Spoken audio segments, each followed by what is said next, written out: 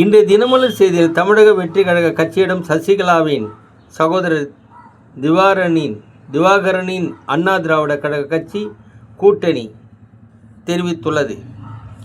திமுக கூட்டங்களுக்கு உடனே அனுமதி கிடைப்பது எப்படி? தமிழக வெற்றி கழகத்தின் கேள்வி. அவர்கள் ஆளுங்கட்சியானதே, அதனால் அனுமதி கிடைக்கிறது.